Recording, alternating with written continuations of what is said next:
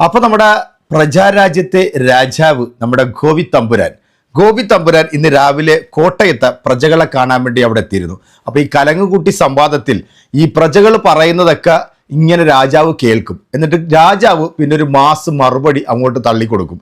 അത് ഇവിടുത്തെ പ്രജകൾക്ക് കിട്ടേണ്ട രീതിയിൽ തന്നെ നന്നായിട്ട് കിട്ടുന്നുണ്ട്.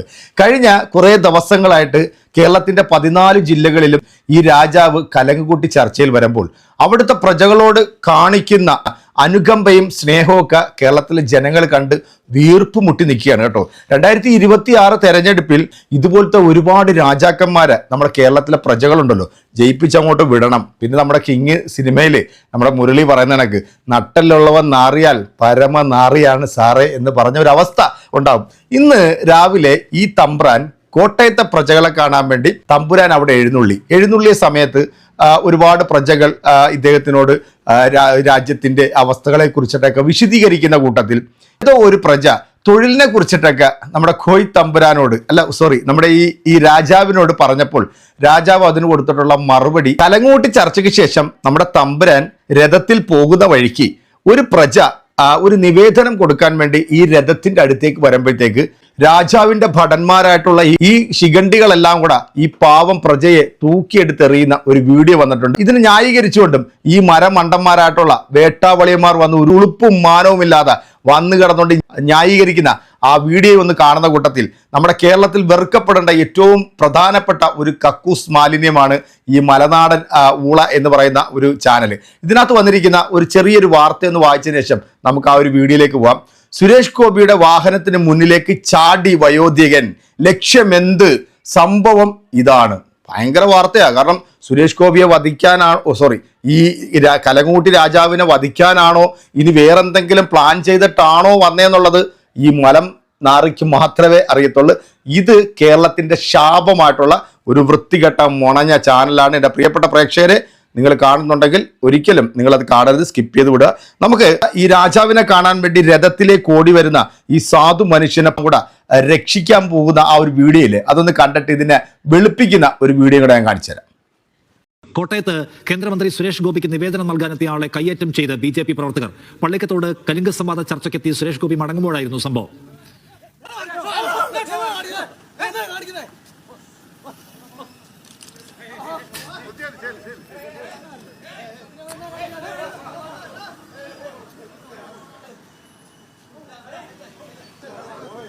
ജോസി ബാബു കൂടുതൽ വിവരങ്ങളുമായി. ജോസി, എന്തിനാണ് BJP പ്രവർത്തകർ ഇദ്ദേഹത്തെ ആക്രമിക്കുന്നത്?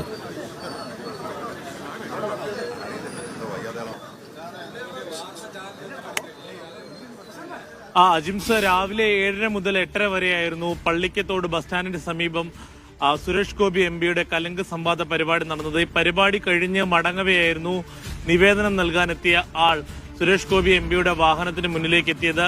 പിന്നീട് സുരേഷ് ഗോപിയുടെ വാഹനത്തിന്റെ ഒരു വശത്തെത്തി ഗ്ലാസിലൂടെ നിവേദനം നൽകാൻ ശ്രമിക്കുകയും ചെയ്തു.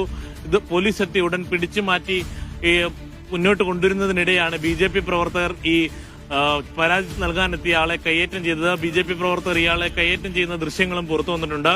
പിന്നീട് സമീപനത്തോടെ ഇയാളെ പുറത്തേക്ക് മാറ്റുകയും ചെയ്തു. പിന്നീട് നാട്ടുകാരും BJP പ്രവർത്തകരുമൊക്കെയും പറയുന്നത് ഇയാൾക്ക് മാനസിക പ്രശ്നമുള്ള ആളാണെന്നാണ്. പോലീസും ഇക്കാര്യത്തിൽ അങ്ങനെ തന്നെയുള്ളൊരു വിശദീകരണമാണ് നൽകുന്നത്. ഇയാൾ ഒറ്റയ്ക്ക് താമസിക്കുന്ന ഒരാളാണ്, അതുകൊണ്ട് ഇയാൾക്ക് ചില മാനസിക പ്രശ്നങ്ങളുണ്ട്, അതുകൊണ്ടാണ് ഇയാൾക്കെതിരെ കേസൊന്നും എടുക്കാത്തത്. നിലവിൽ കേസൊന്നും എടുത്തിട്ടില്ല എന്നുള്ള കാര്യമാണ് പോലീസ് പറയുന്നത്. പാവത്തിനെതിരെ നിങ്ങൾ കേസെടുക്കണം. കാരണം ഈ കലങ്ങുകൂട്ടി രാജാവിനെ വധിക്കാനായിട്ട് വന്നിട്ടുള്ള തീവ്രവാദിയായിരിക്കും. അതുകൊണ്ട് കേസെടുക്കാതെ പോകരുത്. ആ പാവം വൃദ്ധനായിട്ടുള്ള മനുഷ്യൻ ഒരു നിവേദനം കൊടുക്കാൻ വേണ്ടി ആ വാഹനം എടുത്ത ഉടനെ ആ വാഹനത്തിന്റെ ഗ്ലാസിന്റെ അടുത്തേക്ക് വരുമ്പോൾ ഈ പരനാറികൾ ആ പാവം മനുഷ്യന്റെ കഴുത്തിന് പിടിച്ച് തള്ളുന്ന ദൃശ്യമാണ് നിങ്ങൾ കണ്ടത്. അദ്ദേഹം ഒറ്റക്ക് താമസിക്കുന്നതായിക്കോട്ടെ, അദ്ദേഹം മാനസിക വിഭ്രാന്തിയുള്ള ആളായിക്കോട്ടെ, എന്ത് സൗമ്യമായ രീതിയിൽ ആ ഗ്ലാസ് ഒന്ന് താത്തിയിട്ട് ആ ഒരു നിവേദനം മേടിച്ചിരുന്നെങ്കിൽ എന്ത് അന്തസ്സുണ്ടായിരുന്നു. ഇവന്മാർ എവിടെ പരിപാടി നടത്തിയാലും അപ്പാടെ പൊളിഞ്ഞ് പണ്ടാരമടങ്ങും. ഏത് പരിപാടിക്ക് എങ്ങേര് വന്നു കഴിഞ്ഞാലും അത് മൊത്തം ചർച്ചയാകും, അല്ലെങ്കിൽ ഇതുപോലെ കുളവാക്കും ഈ ഊളകൾ. എന്തായാലും ഈ സംഭവം കഴിഞ്ഞപ്പോഴത്തേക്ക് നമ്മുടെ സംഘി ഓളികളുടെ പിടിവിട്ടു പോയി എന്ന് മനസ്സിലായപ്പോഴത്തേക്ക് ഈ വേട്ടാവളിയന്മാർ ഇതിനെ ന്യായീകരിക്കുന്ന ഒരു വീഡിയോ നമ്മുടെ ആശ്മിയുടെ 2-3 പോയിന്റുകളുണ്ട്. അതും കൂടെ ഒന്ന് കണ്ടോ. ഒരു ബ്ലോക്കാണ്, പുള്ളി ഓടി വന്ന് ഇത് കൊടുക്കാൻ വേണ്ടി പരിശ്രമിച്ചാണ്. അന്നേരം BJP പ്രവർത്തകർ അവരെ പിടിച്ചു മാറ്റുകയും ചെയ്ത്. അല്ലെങ്കിൽ അദ്ദേഹം വണ്ടിക്കടിയിൽ പോകും. പുള്ളി ഒരു വെപ്രാളം കാണിച്ചൊക്കെയാണ് ആ ഓടുന്നത് നമ്മൾ കണ്ടത്. ഏതൊക്കെയായാലും നമ്മുടെ പ്രവർത്തകർ അത് പിടിച്ചു മാറ്റിയത് കൊണ്ട് ഒരു വലിയ അപകടം ഒഴിവായി. അതിൽ അറിയത്തില്ല, പുള്ളി ആവശ്യമാണെന്ന് അറിയത്തില്ല, കയ്യിലൊരു പേപ്പർ ഉണ്ടെന്ന് മാത്രമേ ഉള്ളൂ. ഏതൊക്കെയാലും അത് പരിഹരിച്ച് ഞങ്ങൾ മേടിച്ചിട്ടുണ്ട്. അത് സുരേഷ് ഗോപിയുടെ അടുത്ത് തന്നെ എത്തിക്കുകയും ചെയ്യും. ടോബി ജോൺസൺ ഒരു ചെയ്യുന്നു. ടോബിയും അങ്ങനെ വലിയ വേഗതയിൽ പോകുന്ന വാഹനത്തിന് മുന്നിലേക്ക് ചാടി വീഴുവൊന്നും ആയിരുന്നില്ല. സൈഡിലോട്ട് പോയി ആ ഗ്ലാസിന്റെ മുന്നിൽ പോയി ഏതെങ്കിലും സഹായം കിട്ടുമെന്ന് നോക്കുന്നൊരു ഏതൊരു പാമ്പ് പിടിച്ചവനാ. ഈ പറയുന്ന പോലെ അങ്ങനെ എന്താണ് വാഹനത്തിനടിയിൽ പോയി അങ്ങ് അപകടത്തിൽപ്പെടും എന്നൊക്കെ പറയുന്ന വർഷമൊന്നും അതൊക്കെ BJPയുടെ വർഷമാണ്. ടോബി തീർച്ചയായിട്ടും ഹാഷ്മി, BJP പ്രവർത്തകർ അങ്ങനെയാണ് പറയുന്നത്. എന്തായാലും ഈ പരിപാടി കഴിഞ്ഞ് സുരേഷ് ഗോപി കാറിൽ കയറി അവിടെ നിന്നും ആ വാഹനം മൂവ് ചെയ്യുമ്പോൾ തന്നെ ഇയാൾ ഓടി സൈഡിലേക്ക് ചെന്ന് ഒരു അപേക്ഷയുണ്ട്, അത് വാങ്ങണമെന്ന് പറഞ്ഞു. അത് അപ്പോൾ വാഹനം മുന്നോട്ടെടുത്ത് വാഹനത്തിന് മുന്നിൽ പോയി ായിരുന്നു. അപ്പോഴാണ് BJP പ്രവർത്തകർ ഇയാളെ പിടിച്ച് വലിച്ച് അവിടെ നിന്നും തള്ളി മാറ്റുന്നത്. എന്തായാലും BJPയുടെ വിശദീകരണം ഇപ്പോൾ വന്നിരിക്കുന്നത് തള്ളി മാറ്റിയതല്ല, അപകടമുണ്ടാക്കാതിരിക്കാൻ വേണ്ടി രക്ഷിക്കുകയായിരുന്നു എന്നാണ്. പള്ളിക്കത്തോട് സ്വദേശിയായിട്ടുള്ള ഷാജി എന്ന് പറയുന്ന വ്യക്തിയാണിതെന്നാണ് നമുക്ക് മനസ്സിലാക്കാൻ സാധിച്ചത്. അതെ, രക്ഷാപ്രവർത്തനമാണെന്നാണ് പറഞ്ഞിരിക്കുന്നത്. എന്തായാലും ഇയാൾ പള്ളിക്കത്തോട് സ്വദേശിയായിട്ടുള്ള ഷാജിയാണ്. അയാൾക്ക് ചില സാമ്പത്തിക പ്രശ്നങ്ങളുണ്ട്. അതുമായി ബന്ധപ്പെട്ടൊരു അപേക്ഷ നൽകാനാണ് അവിടെ എത്തിയതെന്നാണ് നമുക്ക് മനസ്സിലാക്കാൻ സാധിക്കുന്നത്.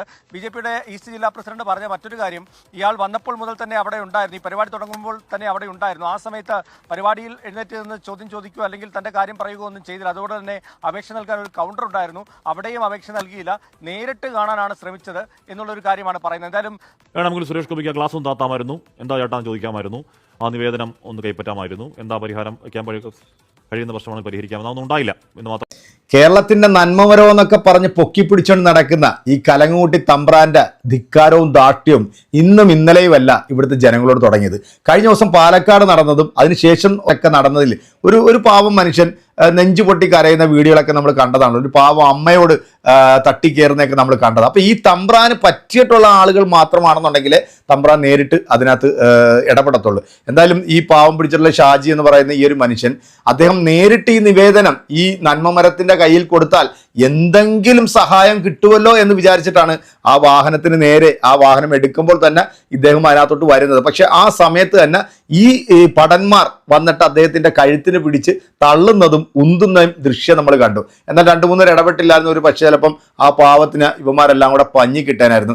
ഇതുപോലത്തെ മരപ്പട്ടി വാണങ്ങളെയൊക്കെ നമ്മുടെ കേരളത്തിൽ പൊതുസമൂഹം ഇനി വിജയിപ്പിച്ച് മേളിലേക്ക് വിടണോ വേണ്ടയോ എന്നുള്ളത് നിങ്ങളാണ് തീരുമാനിക്കേണ്ടത്. എൻ്റെ പ്രിയപ്പെട്ട പ്രേക്ഷകരെ, ഇതുപോലത്തെ തമ്പ്രാക്കന്മാരെ അങ്ങോട്ട് വിജയിപ്പിച്ച് വിട്ടു കഴിഞ്ഞാൽ ഇവൻ്റെയൊക്കെ മുമ്പിൽ പോയി അടിയാളനായിട്ട് ഇങ്ങനെ ഓച്ചാനിച്ച് നിൽക്കേണ്ട ഒരു ഗതികേടിലേക്ക് നമ്മളെ ഇവർ കൊണ്ടെത്തിക്കും. ഈ ഒരു വീഡിയോയുമായി ബന്ധപ്പെട്ട് കൃത്യമായ നിങ്ങളുടെ കമൻറ്റുകൾ അറിയിക്കുക. ആ പാവം മനുഷ്യൻ ഈ പറയുന്ന തമ്പ്രാനെ വധിക്കാൻ വേണ്ടിയാണോ ചെന്നതെന്ന് ഈ മലനാടൻ ഊള പറഞ്ഞിട്ടുള്ളതിനും നിങ്ങളുടെ മറുപടി ഞാൻ പ്രതീക്ഷിക്കുന്നുണ്ട്. അടുത്തൊരു വീഡിയോയിൽ വീണ്ടും കാണാം. അതുവരേക്കും എല്ലാവർക്കും ബൈ.